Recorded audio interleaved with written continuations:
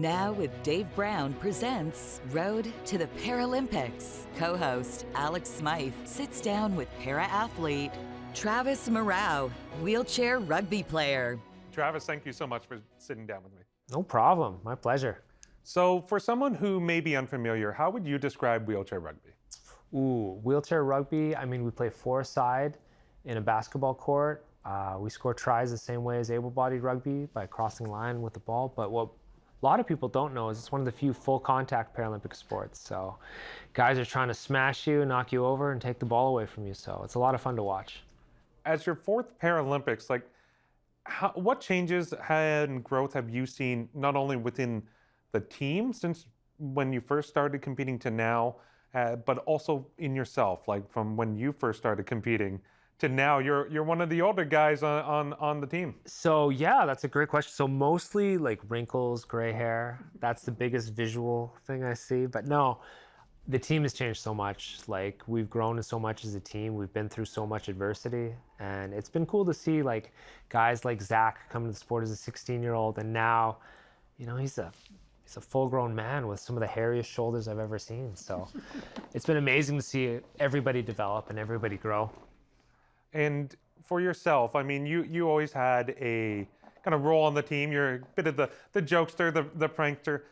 The fact that now you're one of the kind of the veterans on the team, has your role kind of evolved a bit more, that you have to kind of take more of a leadership role now? Yes and no. It's still my job to make everyone laugh and keep everyone together, but I find now I'm mostly the victim of pranks these days. Like the role is totally reversed, where now the young guys are getting me all the time. So it's been a complete change. In terms of the sport and the evolution of the sport, what have you noticed since you started playing? Like the evolution of wheelchair rugby and level of competition abroad? There's been some crazy changes. For sure, the parity internationally has been insane, where it used to be the top 2 or 3 teams would be competing for medals, but now on any given day, any of the top 8 can win. So that's been great to see. But the game itself is sped up so much too, where every year players get younger, bigger, faster with more function. The chairs get lighter and stronger and faster. And, there have been some rule changes that have really sped up the game. The addition of the 12-second half-court clock like basketball and the 40-second shot clock have really sped things up. So just continuing to see the game evolve has been crazy. Now, you and your team, you've been on a kind of bit of a momentum swing as you've been kind of gaining some success as you make your way towards Paris. How do you maintain that momentum? I think it's about doing all of the little things. I think the team is pretty dialed in, so it's about keeping up with our training and all of our tactical sessions and dialing in our nutrition and, leaving no stone unturned.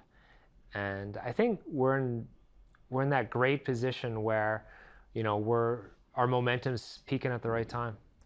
And what are your hopes for Paris? Gold medal. I think that's the dream. A lot of us like a lot of Olympians and Paralympians you hear like to talk about the sacrifice they've made over the last 4 years to achieve a medal or to, achieve a good result. But really for a lot of us, it's been 20 years. So we're hungry, and, a lot of us know that Paris is going to be the last shot. So for some of us, so it's a big one. And can you talk briefly about what it means to be able to kind of don that jersey, have that maple leaf on your crest, and go out there and represent Canada? Personally, it means a ton to me. I take a lot of pride in representing my country in Canada. A pretty patriotic Canadian, but I also remember where I came from, where, my dad was born in a Japanese internment camp during World War II. My mother's grandparents were, they met in an internment camp. So, my community hasn't always been viewed as Canadian even. So to be able to wear a maple leaf and represent my community is super important to me, and I take a lot of pride in it.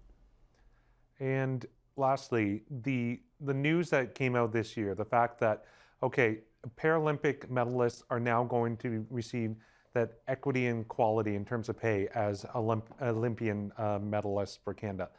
What does that mean to you as someone who has been in the Paralympic side of things for now, this has been your 4th game, to finally see, medalists are treated equally regardless of whether it's the Paralympics or the Olympics?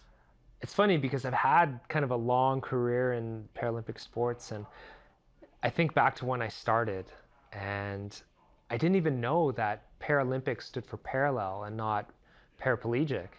So to see now that come full circle and us to receive the parallel funding through the Olympians is really cool, because when I started, it was not the case. And understanding the struggle and seeing what my friends and teammates have gone through just to play our sport, it's amazing to now see us be recognized on equal level.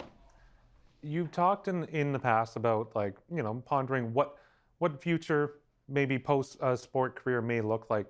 Have you given that more thought? Are you thinking after these games, like, what your future may look like? Is it wheelchair rugby still in that picture? Yeah, so I've let the team know that I've signed on to 2032 Brisbane, so I'm going to continue to play. They said, we never asked you, like, we don't care, but I just let them know. So the plan is to keep playing, but yes, I will definitely be making some inroads into my future, because I realize I can't play forever as much as I want to. Travis, thank you so much. Thank you, guys. Now with Dave Brown, weekdays at 9 a.m. Eastern on AMI-TV. Watch highlights, now streaming on AMI+.